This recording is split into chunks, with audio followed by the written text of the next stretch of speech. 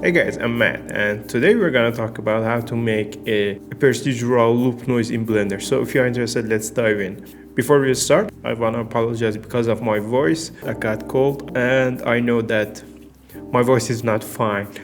And hope you like it. Thanks for watching. Oh, and I forgot, you can download the file of this project for free on my Gumroad.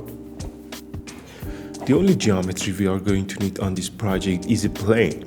Put it on 4 meter, and after that we're going to need 2 subdivision modifiers. The first one is going to be 3 on viewport and 6 on render, and the second one is going to be also 3 on viewport but 4 on render.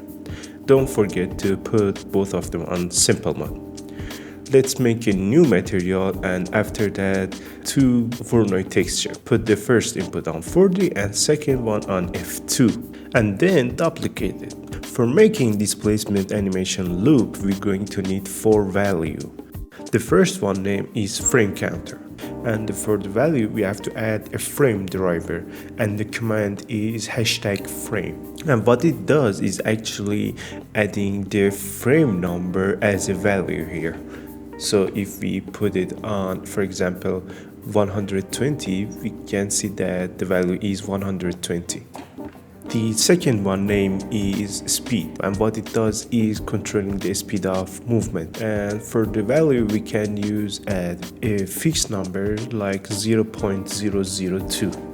The third one is loop frame, and for value we have to add the middle of the frame range. So here we have 250, and the half of it is 125. And the last one is scale.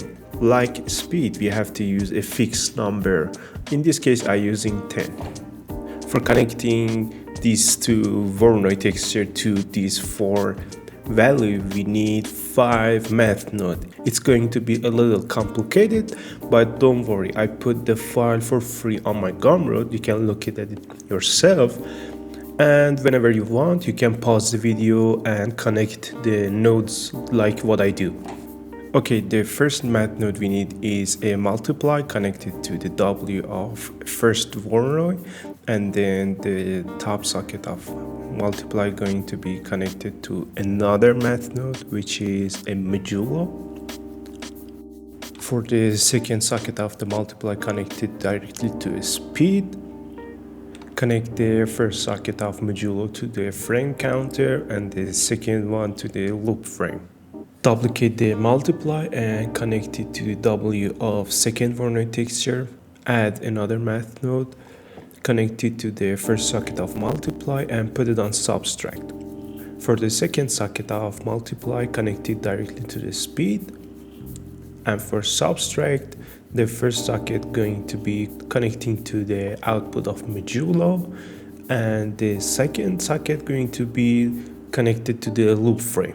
Add another math node and a mix RGB. It's going to be connected as a factor of the mix RGB. Put the math node on divide and connect the first socket of the divide to modulo and second socket to the loop frame.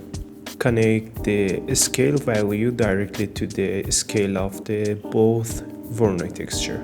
And the last node we are going to add is a mapping node. Press Shift T to add it and connect it directly to the vector of the both Voronoi textures. So the looping the Voronoi texture is over. Let's connect it to the display list and see what happened. So if we put the timeline on the end of the frame range and press play, as you can see there is no jumping between the end and the start of the animation. So let's select everything and put them in a group to have a more organized shader editor. Okay, it's the second part of the making loop. This time we're going to make a wave texture loop. Before we start into looping it, we have to setting the texture appearance. For the scale I use 0.5. For distortion I use 13.2. For detail I used 9.6. For detail scale I used 2.2, and for detail roughness I used 0.477. Unlike the Voronoi texture, making loop in wave texture is easy. The last parameter of wave texture is phase offset. So we're going to the first frame and then make a keyframe on 0. Then we go to the last frame and then make another keyframe and change value until we see the pattern that we saw on the first frame. You can use shift right and left arrow to go to the first and last keyframes. Now if I press play, you can see there is no jumping between the last and the first frames. Okay, it's time to mix the wave and Voronoi texture with a mix RGB node. And then put it on multiply. Connect it to the scale of displays node, and we can see it on the viewport. So if we add a color ramp node, we can define better the Voronoi map. Okay, now we are going to work on the render. Put the render engine on cycle and the device on GPU. And before we put the viewport on render, add the light to see what we have here. To see the actual result of displacement, go to shader editor and then setting. On surface tab, put the displacement on displacement and bump.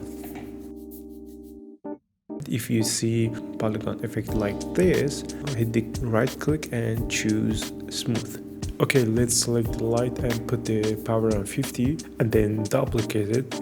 Select the new light, put the power on 75 and radius about 1 to make it bigger to have more soft shadows. For the color of the surface, we're going to need a color ramp connected to the base color. And for input, use the Voronoi that we animated. Put the method on BS spline and start adding colors. For the color, I try to find that the color are matched well together. The color I choose here are not the final ones.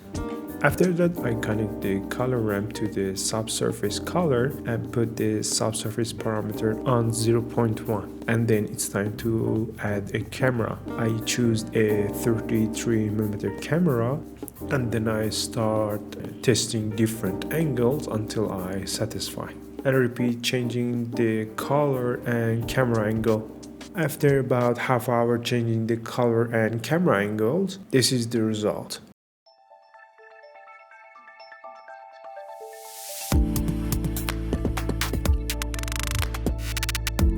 And if we keep exploring different texture and colors, we can achieve different results.